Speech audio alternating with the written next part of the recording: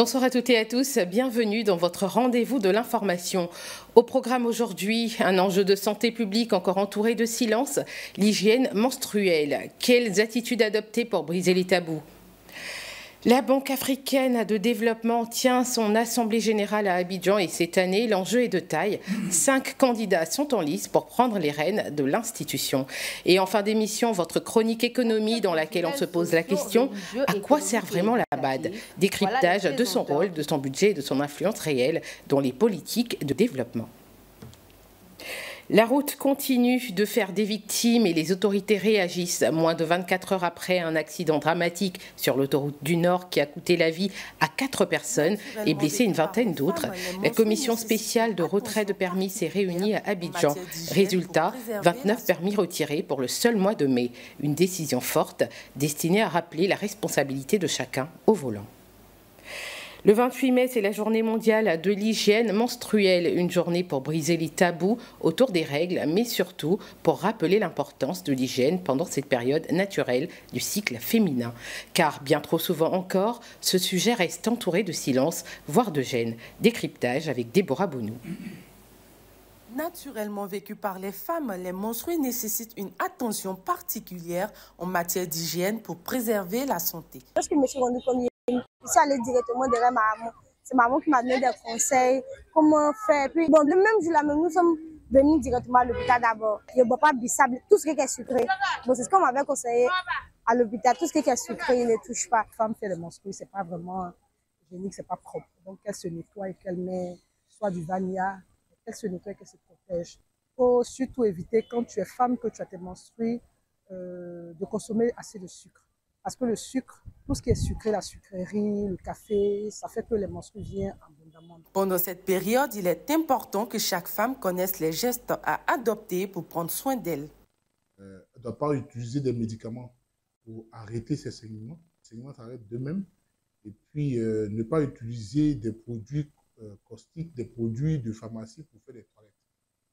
Voilà. La toilette se fait de manière simple, voilà, à l'eau ou au savon naturel. Les menstrues, aussi appelées règles ou menstruations, sont un phénomène biologique naturel qui fait partie du cycle menstruel de la femme. Elles se manifestent par un écoulement de sang généralement chaque mois et durent en moyenne 3 à 7 jours.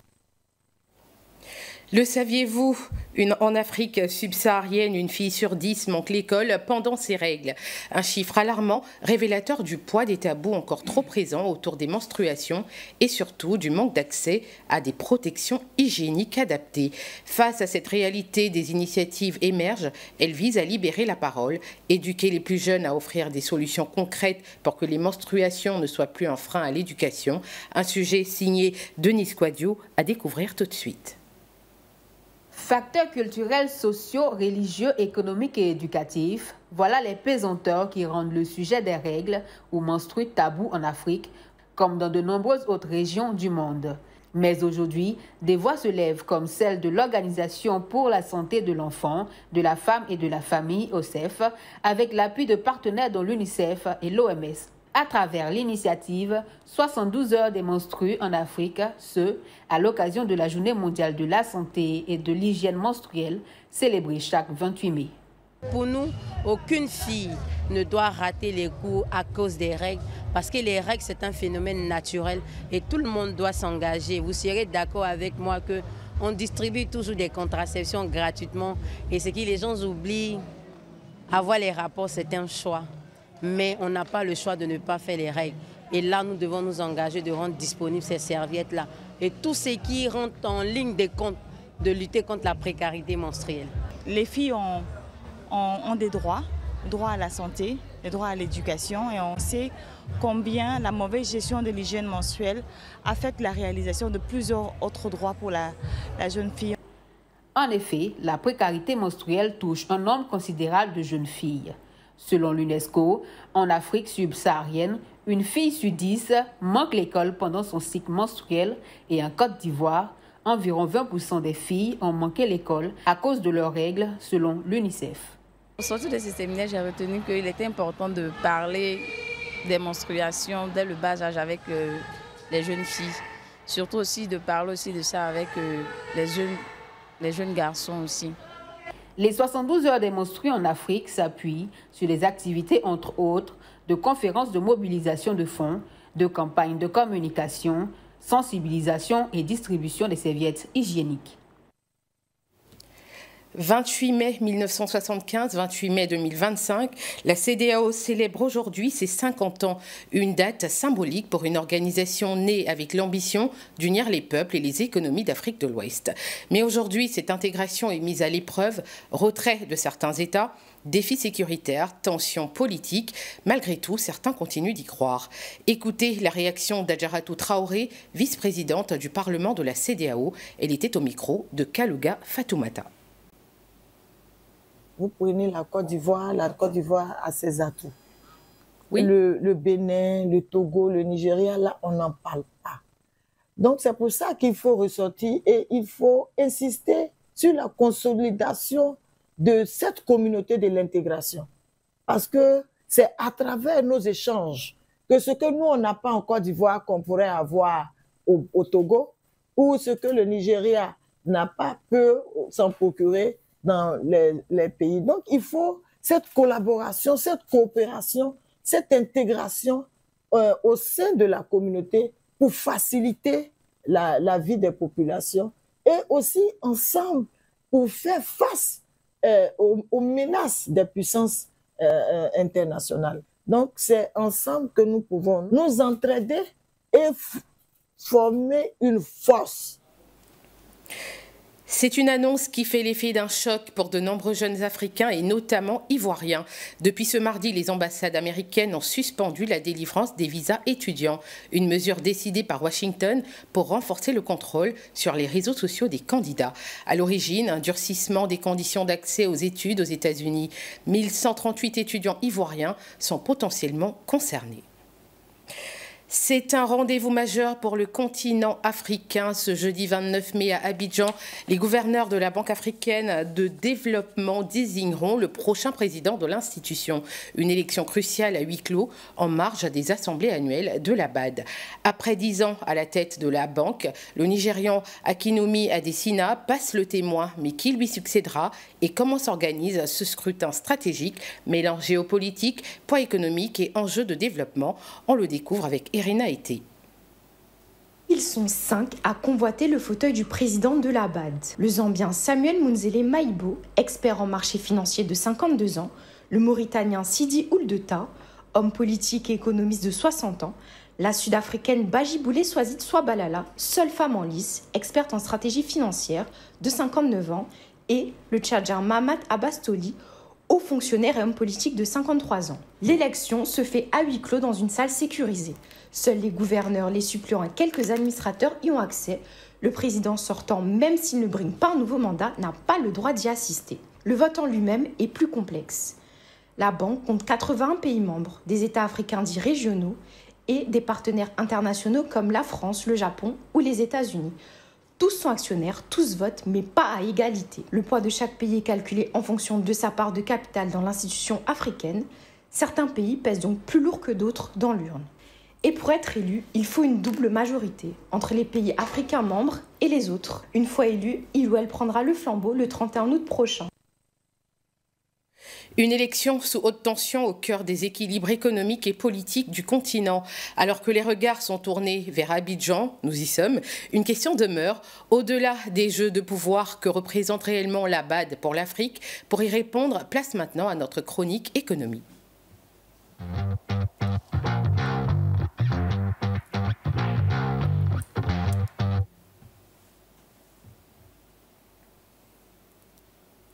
Nous parlons donc de l'Assemblée annuelle de la Banque et retour sur le rôle, l'histoire et les missions de cette institution, pas comme les autres. Bonsoir Guillaume Liby. Bonsoir. Merci d'être avec nous. Alors, vous nous proposez ce soir une plongée en plein dans l'univers de la Banque africaine de développement. L'actualité est marquée par cette Assemblée générale à Abidjan débutée le 26 mai qui prendra fin le 30 mai prochain. En français facile, comme on aime le dire, qu'est-ce que la Banque africaine de développement ? Ben écoutez, c'est très important de discuter un peu de la BAD parce que c'est une organisation majeure. C'est aujourd'hui l'institution financière de développement la plus importante d'origine africaine pour l'Afrique. Alors, qu'est-ce que la BAD? Pour camper cette situation, il faut peut-être parler un peu de ce que c'est qu'une banque. Évidemment, il y a plusieurs types de banques. Il y a les banques commerciales, donc, qui meublent notre quotidien, les banques où l'individu peut ouvrir un compte, peut bénéficier d'un prêt. Il y a aussi ce qu'on peut appeler les banques d'affaires ou les investment banking, qui ne font pas nécessairement des prêts, mais qui organisent, qui conseillent les débiteurs, ceux qui souhaitent lever des fonds sur les marchés financiers. Et puis, vous avez maintenant l'autre catégorie de banques qu'on appelle les banques de développement. Ou bien, c'est le thème qui est quand même assez souvent disons, usité, Finance Development Institution. Parce que ça permet, ce sont ces banques-là qui permettent donc de financer le développement économique et social avec des projets sur le long terme. Donc voilà un peu ce que c'est que la banque. Donc la BAD fait partie donc, du type de banque qu'on peut appeler donc les banques de développement. Très bien.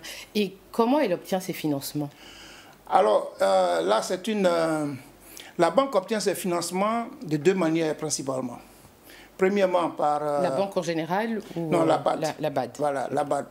La BAD obtient donc ses financements généralement de deux manières. Premièrement par l'apport de ses membres, donc de ses actionnaires. Et là, dans le cas de la BAD, nous avons près de 82 membres. Vous avez 54 pays régionaux, donc les pays africains, et 28 pays non régionaux, donc les pays à l'extérieur du continent africain qui ont bien voulu donc investir avec les pays africains dans la BAD.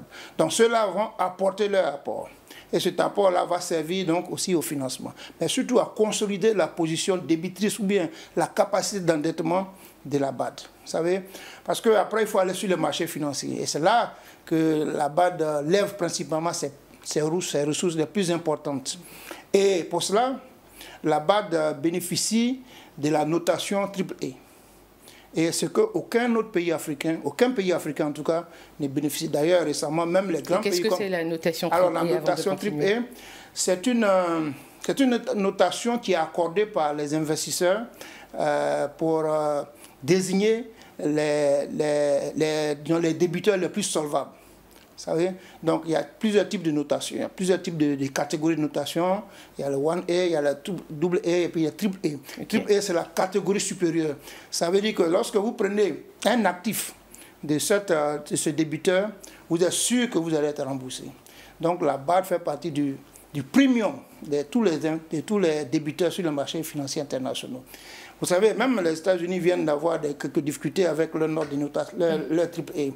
Même la France, depuis un bon moment. Donc, franchement, la BAD, en ce sens, c'est une fierté parce qu'elle a ce AAA qui lui permet de récolter des ressources moins chères et sur des périodes très longues.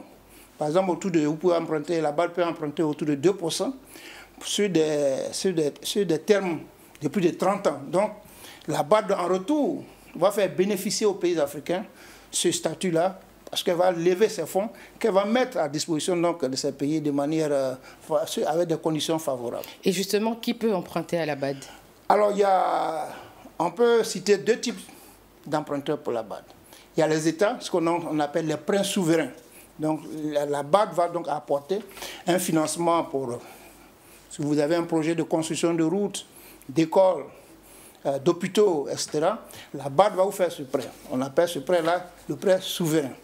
Ensuite, il y a le secteur privé, donc les entreprises financières comme non financières. Une entreprise financière, c'est une banque, par exemple, qui a besoin de prêts de refinancement pour continuer donc de faire du prêt donc, à sa clientèle. C'est une autre banque de développement qui a aussi besoin de financement pour faire des prêts sur les projets de développement. Et puis, vous avez les entreprises non financières, ce sont les entreprises usuelles que nous avons l'habitude de trouver, qui permettent de produire des biens et services. Par exemple, je ne sais pas moi, une entreprise qui produit du lait, de l'huile, etc., va monter un business plan et donc va pouvoir bénéficier d'un financement donc, de la BAD. Et est-ce que la BAD peut être considérée comme une banque commerciale? Est-ce qu'ils ont le même rôle? Non, c'est ce que je disais tout à l'heure, il faut séparer. Il y a les banques commerciales qui, elles, prennent le dépôt. C'est-à-dire, vous et moi, nous pouvons ouvrir nos comptes à la banque. Cette banque-là va prendre nos dépôts et va agir avec nos dépôts pour faire des prêts, faire des investissements pour son compte, etc. La BAD, par contre, n'est pas une banque commerciale en ce sens qu'elle ne prend pas le dépôt du public, mais elle se fait financer par les apports de ses actionnaires et par les levées de fonds qu'elle fait sur le marché. Bien évidemment, elle a quand même des obligations de rentabilité, parce qu'à la fin de la journée, si elle n'est pas rentable, des ressources vont s'amenuiser et puis finalement, elle pourra donc perdre disons le statut qu'elle a là, le triple A. Voilà. Donc elle a des obligations de rentabilité, mais elle ne prend pas des ressources comme une banque commerciale le ferait. Alors, est-ce qu'on peut savoir la différence entre la BAD et d'autres institutions comme la Banque mondiale, par exemple? Oui, bon, disons que la BAD et la Banque mondiale sont sur le même segment d'activité. Ce sont des banques qui financent à long terme, qui financent le développement économique et social des États, éventuellement, même dans le cas de la Banque mondiale. La Banque mondiale a une arme pour financer le secteur privé qu'on appelle la SFI. Donc, ce sont deux banques de développement qui vont financer donc, les projets à long terme. D'accord? Mais la différence, éventuellement, c'est que la BAD est une banque totalement dédiée à l'Afrique. Même si elle a des investisseurs internationaux, tout ce qui est récolté comme ressources par la banque est investi en Afrique. Ce n'est pas le cas donc de la Banque mondiale. Voilà. Très bien. Alors, vous avez cité tout à l'heure quelques projets que la BAD pourrait financer. Est-ce qu'on peut s'étendre un peu? Donc, oui, la banque peut... Bon, vous savez, vous pouvez financer toutes sortes d'activités. Pour un État qui a besoin, je ne sais pas moi, de construire des écoles, il peut solliciter le financement de la BAD. Pour des hôpitaux, il peut solliciter le financement de la BAD. Pour des autoroutes, etc. Même pour les entreprises, comme je dis, bon, les entreprises peuvent également solliciter les financements de la BAD. La BAD aussi met à disposition, comme je dis, des prêts pour les banques. Par exemple, si une banque a besoin de financer le commerce international, par exemple, la BAD peut mettre à sa disposition sa garantie, de sorte à ce que cette banque-là puisse ouvrir des lettres de crédit, par exemple, pour des importateurs de produits, disons, essentiels en Afrique, et donc bénéficier donc de la garantie de la banque pour pouvoir ouvrir ces lettres de crédit. Donc, il y a une palette, disons, énorme de produits qu'offre la BAD. Donc, en plus donc, de ces financements directs, elle peut aussi conseiller. La banque conseille sur les politiques de manière générale. Voilà, c'est sur les réformes économiques qui peuvent être menées pour améliorer donc, le climat des affaires, pour améliorer l'attractivité d'un pays. Voilà. Donc la BAD peut aider sur ces canaux-là. Et donc c'est une banque qui est multiforme, dont les activités sont multiformes, dont l'apport est multiforme et qui apporte beaucoup donc, au continent africain. Merci beaucoup, Guillaume Liby, pour ces éclairages. Alors, je rappelle que Guillaume Liby est l'auteur de Économie pour tous. C'est un ouvrage pour tout apprendre sur l'économie. C'est bien ça, vous avez quelque chose à rajouter par rapport à ce livre? Ah oui, bon, c'est un livre que j'ai publié en 2019 aux éditions Harmattan, dont l'objectif est de démocratiser donc, les concepts d'économie, de sorte à ce que tous les acteurs économiques, donc que ce soit donc les ménages, les entreprises, l'État et le reste du monde, voilà, comprendre toutes les interactions entre ces différents agents économiques, de sorte à ce que la conversation économique soit facile, de sorte que l'individu soit un acteur majeur dans la discussion économique ou même politique, parfois sociale de son pays. Donc c'est un peu ça l'objectif. Alors vous pouvez tout apprendre sur l'économie dans cet ouvrage, mais aussi sur cette info, vu que Guillaume Liby est sur cette info les mercredis. Merci de nous avoir suivis, restez connectés. Nous vous retrouvons demain pour cette info le soir. Bonne soirée à tous et à toutes.